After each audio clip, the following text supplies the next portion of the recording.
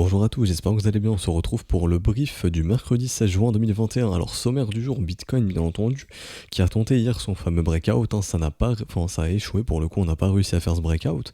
On va en parler, on va parler des liquidités, bien entendu, parce que il n'y a pas grand chose d'autre à dire. Bon, on fera un peu de technique quand même, plutôt le momentum. Ça ira très vite aujourd'hui également sur le Bitcoin. Le gros du gros a été fait, hier. J'ai envie de vous parler aujourd'hui. Ethereum, franchement, je sais pas si j'en parlerai, je pense pas que j'en parlerai parce qu'il n'y a pas grand chose à dire. En revanche, je vous parlerai de SXP et peut-être d'un autre que je peux trouver intéressant. Je verrai un petit peu dans la liste ce qui est vert ou pas, ce qui peut annoncer potentiellement un peu de volatilité, donc un retour de volate, donc potentiellement un bottom qui est en train de se poser. SXP en tout cas je le trouve très très intéressant, j'en parlerai aujourd'hui. Alors le Bitcoin, on est toujours sous la résistance, je vais plus aller sur cette charte ici, ça c'est notre range, on est vraiment sur la résistance, vraiment le dernier point de ce range, on est vraiment très très très très près de celui-ci, du haut du range. On avait identifié clairement qu'on avait beaucoup de vendeurs ici, on arrivait sur des niveaux proches un niveau qu'on avait appelé le squeeze, pardon. Donc en gros c'est une zone d'intérêt où le marché généralement fait un gros breakout, qu'il soit haussier ou baissier. On a identifié qu'au sein de ce range, d'après notre interprétation, je vais y arriver, qu'on avait majoritairement plus de vendeurs, donc tout naturellement, probablement un breakout haussier, plus de shorters, donc justement, quand quelqu'un short, un prix de liquidation se crée au nord, le marché adore venir chercher ses prix de liquidation, et tout simplement, c'est ce qui c'est ce qui pourrait annoncer le breakout imminent, puisqu'on est proche de la résistance et qu'on est sur notre niveau à squeeze entre guillemets. A noter qu'au sein de ce range, on commence à avoir une baisse des liquidations vendeuses. Ok, donc ça signifie quoi? Ça signifie que ça y est, on liquide de moins en moins de vendeurs au sein de ce range. Maintenant, si on veut aller à s'attaquer aux vendeurs, il faudra venir casser le dernier niveau ici des 42 460 $. On est venu dépasser lui, on a récupéré la liquidité de ces deux niveaux. Maintenant, le dernier, c'est lui. On est très très proche. Ça coûte pas grand chose de juste pousser le marché pour aller, ça y est, faire le breakout et déclencher en fait tout naturellement des liquidations vendeuses en chaîne, tout simplement. Ce qui s'est passé un peu ici comme un domino, tous les dominos tombent, tous les acheteurs sont liquidés, donc pression vendeuse, donc ce qui fait que d'autres liquidations se déclenchent et ça fait un effet boule de neige. Là ça pourrait faire la même chose mais dans le sens inverse, sachant qu'il y a énormément de shorters sur ce marché. Quand je passe en 1 heure ici, on avait bien identifié le range hier, donc la charte était juste ici, mais là je vais plus parler de liquidité. Alors ici, si on a quelques petits acheteurs qui rentrent au sein de cette consolidation, ce qu'on pourrait faire, et généralement le Bitcoin aime faire ça avant breakout d'ailleurs, c'est simplement d'aller sous les niveaux de creux. Donc ici en gros les niveaux de creux sont ici, ils sont bien identifiés, sont ici, et grosso modo ici. Et donc le marché pourrait tout simplement faire ça, il aime bien faire ça avant breakout Bitcoin, c'est faire ça et ça. Simplement, les acheteurs qui sont entrés ici, on les sort. Comme ça, on a moins d'acheteurs à faire gagner lors du breakout. Et ensuite, généralement, les vendeurs viennent justement shorter massivement sur le mouvement baissier. Donc on récupère plus de shorters et en même temps on sort des acheteurs. Et comme ça, boum. Ici, on fait le breakout derrière. Ça, c'est assez probable d'arriver si on a une résolution baissière de ce range. Parce que pour l'instant, on est dans un petit nouveau range ici en horaire dans lequel on est bloqué. D'un point de vue funding, c'est très très intéressant. Dès qu'on a des petites bougies rouges, le funding redevient négatif, ce qui montre que la pression vendeuse est assez accentuée sur les contrats dérivés, ce qui montre également qu'on a un sentiment assez baissier à l'approche des résistances, chose qu'on n'a pas eu depuis très très longtemps. Donc techniquement, on peut se dire que ça y est, on est mature pour résoudre ce range vers le haut, mais on pourrait très très bien avoir le petit mouvement chasse à la liquidité pour aller casser derrière. Mais à mon humble avis, d'un point de vue probabilité, ce qui est le plus probable, c'est d'avoir le breakout haussier. Peut-être que Bitcoin attend un petit peu un événement fondamental. On a le FOMC, si je dis pas de bêtises. Normalement, c'est le jeudi, si je dis pas de conneries, ou le mercredi soir, je sais plus du tout. J'irai vérifier ça après le brief, mais c'est imminent, dans 24 heures, peut-être ce soir ou demain soir, j'irai vérifier. Et donc, on attendra un petit peu si ce qui en ressort est bullish pour les actions, enfin les assets à risque ou pas. Si c'est le cas, on verra les assets à risque performer juste ici. Donc, simplement, continuer d'avoir une accélération. En vue de ce FOMC, on dirait que les risk-off ont un petit peu envie de se calmer, donc peut-être que des insiders ou des gens sont au courant que les chiffres sont plus en faveur des assets à risque, et donc ça pourrait permettre au Bitcoin de faire son breakout. On pourrait justifier entre guillemets ce breakout par Bitcoin suit les assets à risque, car les chiffres sortis sont bons. tout simplement. Où les chiffres sont corrects, où le marché s'attendait à ces chiffres, ou peu importe, on verra bien comment le marché prend ça. Mais en gros, on pourrait se servir un petit peu d'indirection sur les assets à risque pour se dire, ok, bon, on va faire suivre le Bitcoin, et nous, ça nous arrange puisqu'on a beaucoup de liquidités récupérées en liquidant beaucoup de vendeurs, potentiellement. Donc le breakout est peut-être imminent aujourd'hui ou demain, en fonction des chiffres qui vont sortir ou pas. Les chiffres peuvent totalement être mauvais, le marché peut totalement flipper, trouver qu'on est sur des chiffres très très négatifs. À ce moment-là, les assets à risque se prennent une claque et Bitcoin suivra également, et donc on aura un petit retour dans le range. Mais je pense ce range est mature pour breaker, et je pense qu'à terme ce sera un break vers le nord. Et comme je disais, pour ma part, plus le range dure, mieux c'est. Plus le range est long, plus la structure posée sera puissante, et plus on aura de chances de retrouver une bonne dynamique haussière par la suite qui pourrait éventuellement dans les prochains mois nous amener à un breakout des 64 000 $ et refaire un nouveau sommet pour le Bitcoin. Ok. Donc ça c'était d'un point de vue liquidité, j'ai plus grand chose à dire. Ce que je vais ajouter maintenant c'est sur le technique en 1 heure. Bon, on avait bien identifié ce range, on est bien bloqué dedans, donc attendez une cassure, que ce soit une cassure au nord ou au sud. On peut donc d'ores et déjà déplacer ce point haut qui passe ici, donc le range maintenant passe ici. Pourquoi je mets le range ici? Parce que pour moi, si on casse ce niveau, c'est qu'il y a une volonté d'aller plus bas, tout simplement, de bouffer ici les acheteurs ici qui ont posé ce creux, comme ça. Et pourquoi je pose ce niveau ici? Simplement parce que ça peut partir en W et partir sur un mouvement de continuation, aussi simple que ça. Ok, en 4 heures, ça se verrait mieux ici. Consolidation, on est même en train de se contracter comme ça, jusqu'à peut-être avoir la résolution haussière, ou baissière. On avait vu la contraction sur le momentum, donc là, elle est en train de se dessiner sur le prix. On en parlait, on a un momentum qui n'arrive plus à trouver de W ou de M, donc ça c'est un momentum qui se contracte, et quand un momentum se contracte, généralement ça annonce un mouvement qui est assez fort. Ici, ça se voit vraiment beaucoup, ça se voit bien même, on est en train vraiment de se contracter, donc tôt ou tard on aura un gros mouvement. Ici l'intérêt donne la même chose, vraiment tout est corrélé, on est sur le niveau à squeeze, donc un momentum qui se contracte sur le niveau entre guillemets à squeeze, enfin sur les niveaux d'intérêt, où généralement le Bitcoin aime bien faire un gros mouvement fort. Tout ça, ça annonce vraiment un gros breakout imminent ou un gros mouvement puissant. Ça peut être un rejet du range, un rejet du haut du range, ou un gros breakout puissant. On verra bien ce que le marché décide. À mon humble avis, des datas que j'ai sous les yeux, et je peux me tromper, bien entendu, mais ce qui est majoritairement probable, c'est un breakout au nord, vu tous les vendeurs qu'on a eu sur les contrats dérivés. Alors, là j'ai un petit peu cassé mon... Ah non, c'est bon. Je pensais que j'avais tout déréglé. C'est bon, du coup, je repasse en 1 heure. Et ouais, pour l'instant, dans un simple range, on verra bien ce qu'il en est.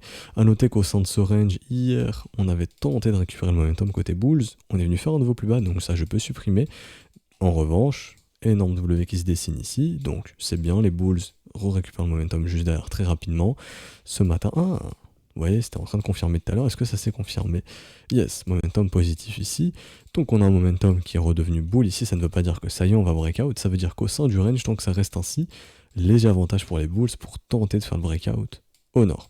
A noter également qu'on a un petit setup de continuation qui est en train de se préparer ici. Hop, je vais dessiner ça comme ceci. Est-ce qu'on est à 0,33? Si c'est pas le cas, c'est compliqué. Malheureusement, on n'y est pas ici. Si je passe mon creux ici, peut-être non plus. Donc pour le coup, très compliqué ici, pas de 0,33, pas de localisation.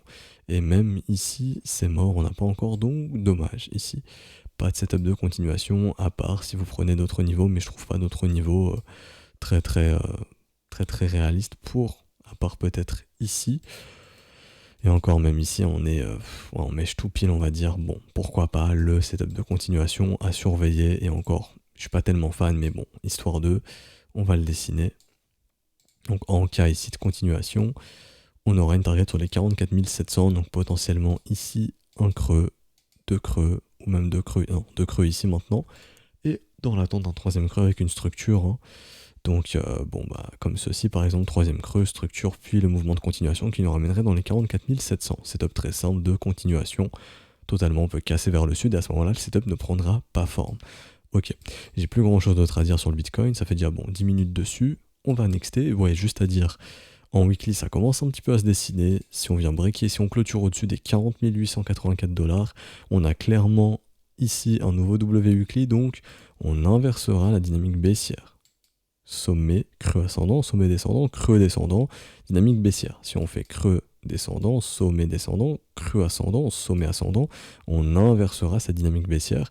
Et donc à ce moment-là, l'objectif du Bitcoin sera, je dis bien sera, potentiellement de s'offrir un nouveau sommet dans les prochains mois. donc tenter la cassure des 64 900 $. Ici, c'est vraiment une énorme résistance, hein, donc je dis bien tenter. Ok, pour le Bitcoin, j'ai fini. D'un point de vue spreads, très rapidement, ça on s'en fout. D'un point de vue spreads, juste ici, on verra bien si les spreads continuent d'être ascendants. Si c'est le cas, bon bah ça annoncera le breakout, hein, tout simplement. Pour l'instant, à l'approche de la résistance, les spreads sont un petit peu en train de piquer la tête vers le bas, si je puis dire. Donc pour le moment, on semble faire une petite pause, mais en tout cas, les spreads sont très encourageants dans la structure globale. De même sur Ethereum. Alors, ici, ah oui, allons sur les ALGO. Donc Ethereum, j'en parle pas, c'est toujours au sein du range, j'ai pas plus à dire que ça. XRP de même, toujours au sein du range. LTC de même, toujours au sein du range identifié. Pardon, on attend des cassures haussières, c'est-à-dire si on casse sur LTC les 208 $, c'est un signe qui est très très positif. De même sur XRP, si on casse les 1,07$ et donc aussi, je vais le déplacer les 1,10$. Grosso modo, la zone des 1,10$, 1,14$, c'est très très bon signe pour XRP, qui pourrait également aussi tenter de s'offrir un nouveau sommet par la suite, puisque je pense qu'à long terme, XRP est très très loin d'avoir connu son nouveau sommet. Et je pense toujours qu'on se dirige vers une cassure du précédent sommet, quand j'en sais strictement rien, mais dans la structure de prix qu'a instauré XRP, c'est-à-dire du W mensuel, bah, ça peut annoncer que de nouveaux sommets par la suite, à mon humble avis, tant qu'on reste ainsi, ok. De même pour LTC, de même pour Ethereum pour le moment, qui n'a pas de structure baissière à long terme, donc on favorisera un nouveau sommet pour le coup, pour l'Ethereum également, tant qu'on ne voit pas une grosse structure baissière à long terme. Alors, SXP aujourd'hui que je trouve très très intéressant, pourquoi ? Puisqu'on est sur un marché qui a bien retracé, premièrement, on est passé de 5,89$ à 1,32$, donc je pense ici, grosse capitulation. Je pense que sur le volume vendeur, ça doit se voir, hein, gros volume de vente, donc grosse capitulation probablement. Voilà, record de volume vendeur ici, donc très très probablement capitulation. Derrière un marché qui fait un nouveau plus bas, mais un volume vendeur qui est en train de s'éteindre, donc les vendeurs ne sont plus en train d'accompagner le mouvement baissier. On attendrait bien aussi de voir des acheteurs se réveiller, pour l'instant c'est pas encore trop le cas. En revanche, d'un point de vue localisation, j'aime beaucoup. On n'achète jamais un marché vertical nulle part. Au minimum, vraiment, la recommandation très très simple et qui peut vous sauver, que je peux vous faire, c'est tout simplement vous prenez Fibonacci, vous placez toujours un Fibo du bottom jusqu'au top, vous localisez la zone de rechargement qui est une zone dans laquelle vous allez recharger quand les gens vont se mettre à paniquer. Simplement ici, les gens se sont mis à paniquer, on est en train de poser le bottom dans cette zone de rechargement, et là c'est pour ça que j'adore cette zone de rechargement, j'y localise tous mes trades, ok. Également on pouvait localiser ici le gros creux dans la value, bonne raison de localisation, ça pouvait annoncer également que tôt ou tard le marché pouvait refaire du business ici. Je m'explique, je passe en replay, on vient ici, on arrive ici, vous avez envie de FOMO, vous savez pas trop quoi faire, vous dites bon, au lieu de faire des conneries, je vais placer ma zone de rechargement, donc de base elle était ici. Hop, si je mets l'aimant, ce sera plus simple. Comme ça. Donc à ce moment-là, vous savez qu'au minimum, vous n'allez pas racheter tant qu'on n'est pas au minimum sous les 2,46$. Tout simplement. Le marché fait bien ce qu'il veut. Hop, on fait un nouveau sommet, très bien. À ce moment-là, vous ajustez le Fibo, vous le replacez ici, et votre zone de rechargement se trouve ici. Vous vous dites, moi, je n'achèterai jamais un marché qui est vertical en dehors de la zone de rechargement, ça ne sert à rien. Là, on est clairement sur un marché qui est vertical. Votre but, c'est d'acheter quand il est horizontal. Quand il est comme ceci. Là, c'est intéressant. Ok. Ça, c'est pas intéressant. Vous attendez tranquillement, voilà le marché, hop, gros mouvement baissier, et là vous êtes bien content d'avoir été patient et de pouvoir acheter dans la zone de rechargement. Au lieu d'acheter en mode FOMO à 5,30$, vous pouvez acheter 70% moins cher quasiment, 65% moins cher, 66$ à en gros 2$, vous posez vos ordres dans la zone de rechargement, vous serez très très probablement en fil. Aussi ici, je voulais revenir dessus, donc là je remets le mode replay. Vous pouvez vous servir des creux dans la value qui peuvent aussi vous aider à localiser votre trade, vous dire ok, ici j'ai un manque de business, j'ai un gros creux, c'est une zone où la smart money ou les whales peuvent revenir chercher un maximum de liquidité, je rentrerai pas dans les détails, ici, donc là on peut récupérer un maximum de liquidité, et donc à ce moment là, très très bonne zone pour choper du SXP pas trop cher. Et donc c'est exactement ce qui se passe. Ici, on a le gros retracement comme on a vu, et donc hop, zone de rechargement. Maintenant, celui qui est plus patient veut attendre, d'être dans le sens du vent, et ça c'est mon cas. Ici, vous allez attendre une structure qui vous montre que la dynamique s'inverse. Comment inverser la dynamique? C'est simple. Quand vous voyez du M, dynamique baissière, donc mouvement baissier très très probablement en préparation. Quand vous voyez du W, à contrario, mouvement aussi en préparation. Et vous achetez de façon horizontale. Donc un signal sera donné sur SXP. Si on vient casser les 2,49$, il y a un nouveau signal pour les investisseurs ici qui pourront acheter ce W qui est très très intéressant, même en W weekly. Ici, je pense, très très court, mais potentiellement présent, c'est bien ça, petit W weekly. Ça, c'est un excellent signal d'investissement, comme ça avait été donné ici sur la cassure des 1,18$, gros rallye jusqu'au 5,96$. Donc on pourrait faire exactement la même chose ici, c'est-à-dire on n'a aucun signe de sommet long terme sur cet asset, de signe de sommet majeur à long terme. Donc ici, on peut même ajouter une petite trendline. On regarde, hop, juste ici, on a cassé la trendline. Idéalement, on voudrait voir de nouveaux W de l'autre côté, mais en tout cas ici, d'un point de vue structure de marché, c'est très très bon signe de commencer à avoir ce potentiel W juste ici avec un biais qui redevient boule.